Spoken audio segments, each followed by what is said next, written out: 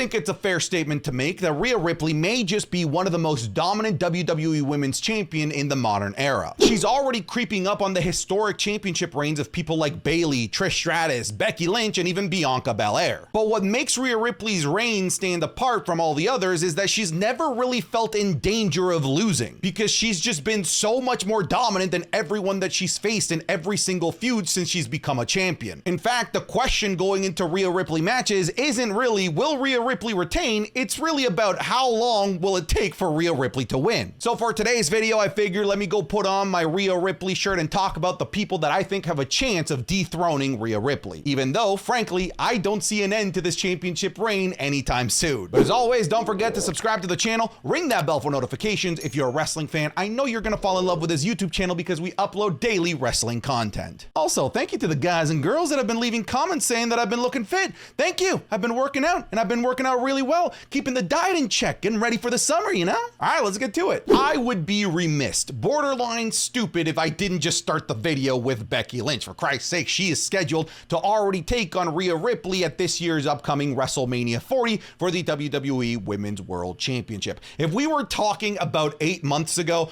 I said that the person that was going to dethrone Rhea Ripley was Becky Lynch. But now at the time, although Rhea Ripley was dominant, she wasn't the force. She didn't have the aura that she has today. And now that we're finally getting Rhea Ripley versus Becky Lynch, I can't help but think that Becky Lynch really is just a stepping stone to further the star power of somebody like Rhea Ripley, because at this year's WrestleMania, I don't see a world where Becky Lynch can defeat Rhea Ripley. I understand why the match is Rhea Ripley versus Becky Lynch. This is the matchup that's gonna bring in the most eyeballs. This is the two biggest superstars on Monday Night Raw, and it's a match that they've been somewhat alluding to for the better part of a year since Rhea Ripley became champion, as they've done everything in their power to try and keep them separate going into every WWE Premium Live event, and it took them all the way up to basically the Royal Rumble for them to finally have their first rub backstage. And I think that this slow build has actually really hurt Becky Lynch's build. She just doesn't feel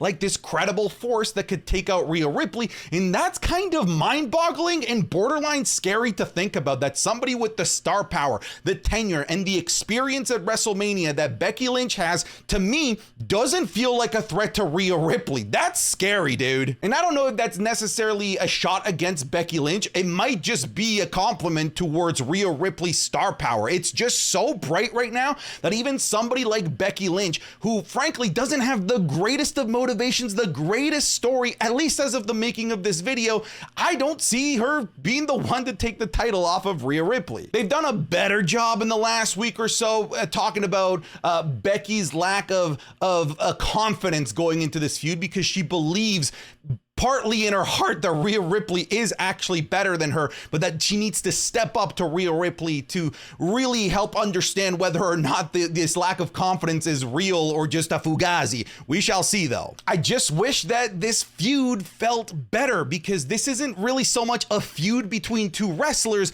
This feels like a single-sided feud of Becky Lynch trying to prove something to herself, which is something that works and it can be WrestleMania worthy. But when you have somebody else in line with to me, better motivations and better stories ready to go, it kind of starts to beg the question of, are we just having Rhea Ripley win here so that we can set her up for the next feud that we're going to talk about? If there was more personal heat and hatred between these two, I'd feel more inclined to feel more confident about Becky Lynch going into WrestleMania. But as it stands right now, I think she's going to run into a brick wall with Rhea Ripley. Let's talk about Liv Morgan. Hi, Liv Morgan fans. Apparently we're friends now, because I believe that Liv Morgan is the greatest adversary for Rhea Ripley. Now, I hear a lot of the online murmur that realistically somebody like Liv Morgan can't take out somebody like Rhea Ripley. And I get it. Rhea Ripley's like a foot taller than her, significantly stronger, and is just a bigger force overall.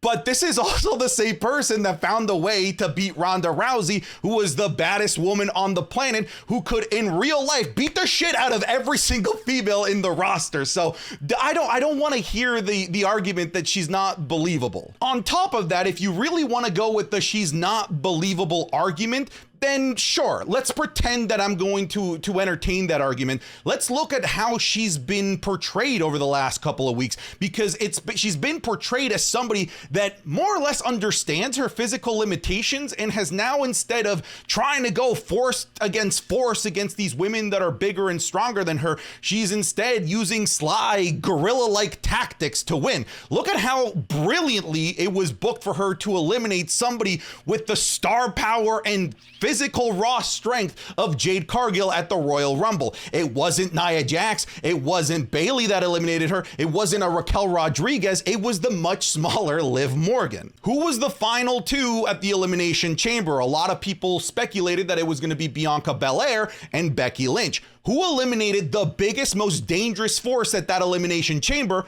It wasn't Becky Lynch. It wasn't the much bigger, stronger Raquel Rodriguez. It was the ingenuity and the smarts and the craftiness of Liv Morgan. So when people say she's not a realistic person to beat somebody like Rhea Ripley, fair enough, but she has been portrayed as somebody that's willing to use everything in the tactic books to be able to beat the women that are bigger and stronger than her. Additionally, in my opinion, because you can debate this, I feel like she has the best motivation right now to have an actual feud against Rhea Ripley, a hatred per se. Unlike Becky Lynch, who doesn't really have that hateful motivation, that hatred to try and take out Rhea Ripley specifically. She just wants the title and wants to prove something to herself, which works in the world of professional wrestling. But me personally, I love when there is tension between the characters at play. And when I look at Rhea Ripley's opponents, there's no more tension than with somebody like Liv Morgan. Just look at that stare down that they had when Rhea Ripley came out on the most recent episode of Monday Night Raw. That stare down with Liv Morgan was, dude, you could cut daggers with the tension in the room. I had a more emotional reaction of excitement during that stare down than I did during the promo between Rhea Ripley and Becky Lynch. Again, that's all up to personal preference. It's up to you really where you land when it comes to that. But she is the last person to pin Rhea Ripley. She was Rhea Ripley's tag partner, and she was taken out for the better part of 6 months by Rhea Ripley. Here's the thing, like 2 years ago, that stuff that's happened in the past wouldn't have mattered. For some reason, Vince McMahon was afraid of using things that have happened in the past to shape the storylines of today. I think Vince McMahon thought that us fans were stupid goldfish that would just forget and just move on. Meanwhile, Triple H's style of booking is to use the stories and the history of the past to influence the interaction between characters today. And because there's just so much history in the past between Rhea Ripley and Liv Morgan, I wouldn't be surprised if we use that to go from just an angle to a full-blown storyline. So even though she's not the most physical threat to Rhea Ripley,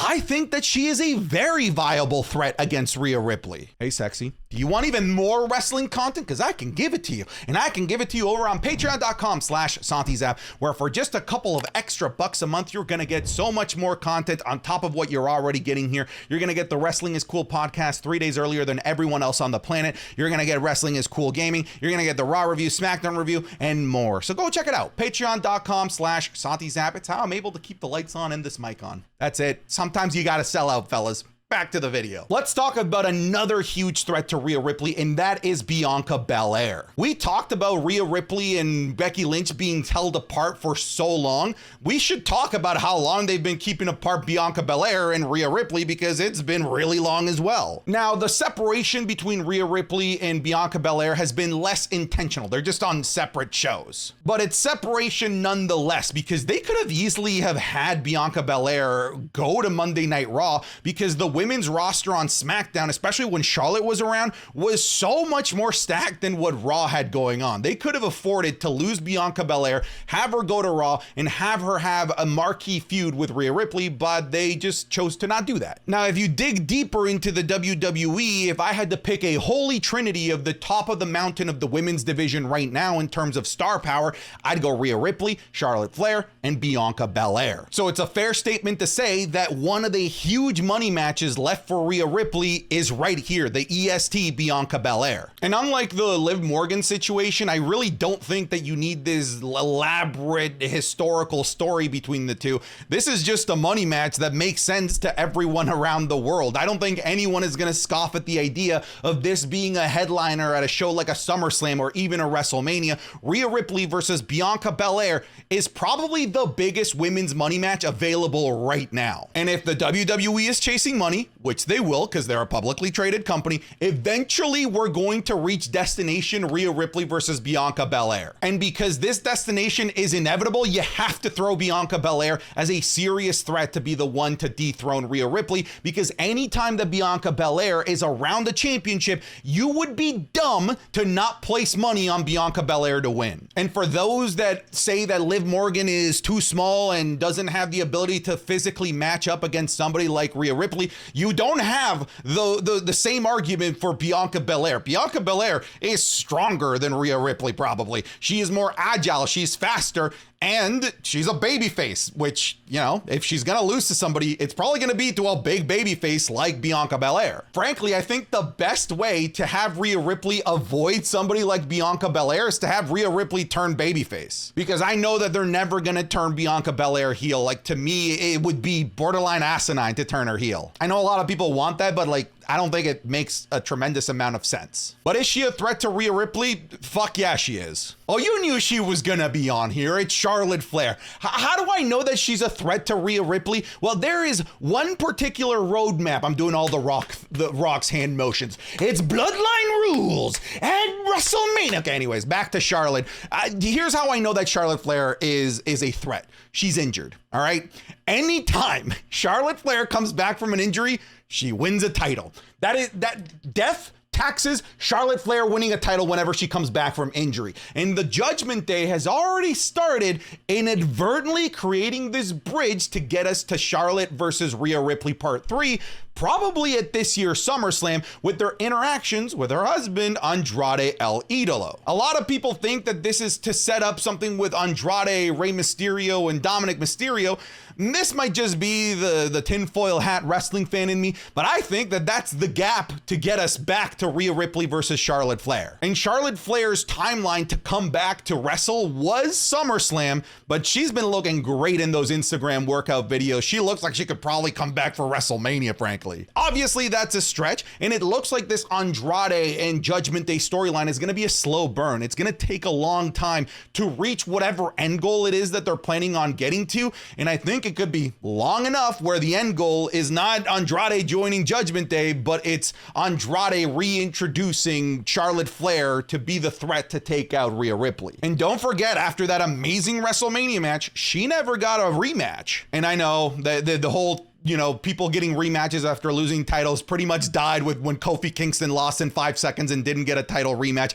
I know that that's dead, but this is also Charlotte Flair. Whenever she wants a title shot, she's just gonna get one. So is she a threat to Rhea Ripley? It would be dumb to say no, but I think that somebody like Bianca Bair and Liv Morgan, in my eyes, are bigger threats. Especially because we've never seen Bianca versus Rhea at like when they're both megastars, and we've already seen pretty recently Rhea versus Charlotte. If they're planning on giving Jade Cargill the Brock Lesnar like rookie year, it doesn't get bigger than being the one to dethrone Rhea Ripley's historic championship reign. Now, for some reason, I don't know why, I don't have any backstage sources, they seem to be trepidatious, there's the big word of the day, with using Jade Cargill. For some reason, they just don't want to have her do matches. But at some point or another, you gotta take the cow out to pasture, and we have to see what Jade Cargill is capable of doing in a singles match environment. And once the WWE feels like she's ready to go, like she can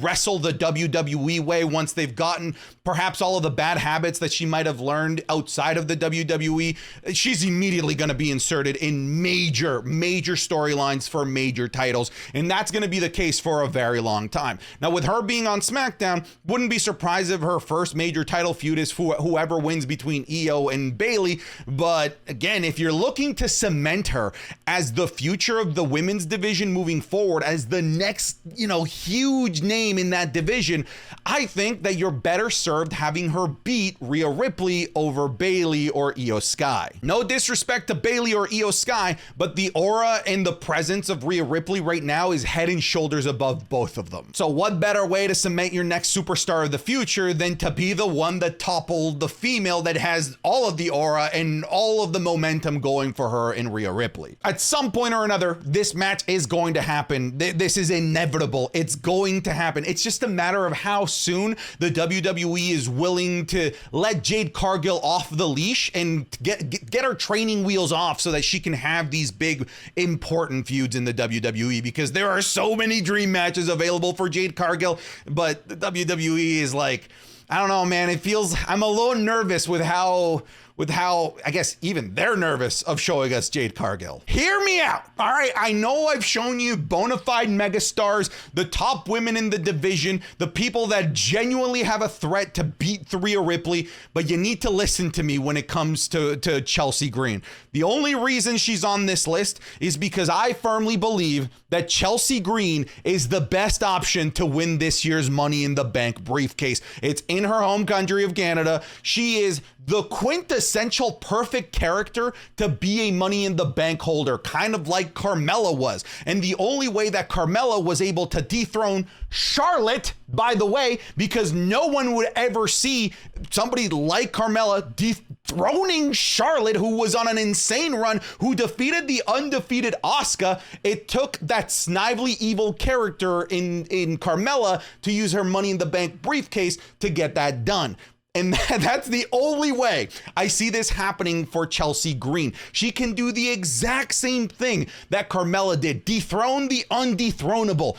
Beat Rhea Ripley with the most underhanded tactic possible available, the Money in the Bank briefcase. So yeah, I know this raised a lot of eyebrows, but I have my reasons. I do think that she's the best option and hopefully betting favorite to win the Money in the Bank briefcase. And if she does, honestly, if they want to make a huge splash, she would beat Rhea Ripley of all people. Similar to Jade Cargill, if you're wanting to cement the next big star of the women's division, I don't think you have to look too far. You have it already in SmackDown in Tiffany Stratton. And unlike Jade Cargill, the WWE is not shy about Tiffany Stratton doing in-ring work, working solo matches, stealing the show at the Royal Rumble, stealing the show at Elimination Chamber. Everyone knows that she's good. She doesn't need any of the hand-holding when it comes to in-ring action. And no disrespect to the other women on this list, if we're looking for the best quality possible match, I think it's Tiffany Stratton. I feel like her and Rhea Ripley could put on a maybe even better match than Rhea Ripley versus Charlotte at WrestleMania 39.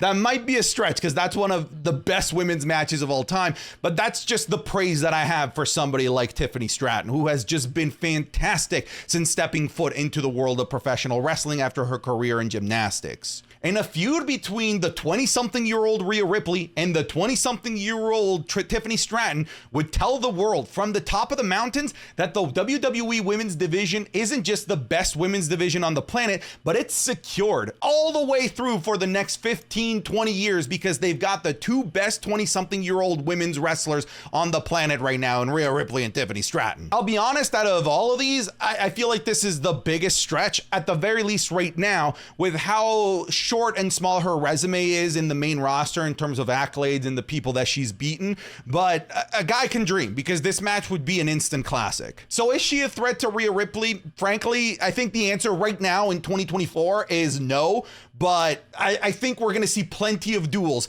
between Tiffany Stratton and Rhea Ripley. Again, they're in that same age range and they are just polar opposites from one another. These two are just destined to feud. All right, folks, that's my video for today. Let me know who you think has the best odds of dethroning Rhea Ripley. Let me know down in the comments of this video. This is actually a pretty safe place for wrestling thoughts and opinions. So let me know. That's it. I'm done. Get out of here.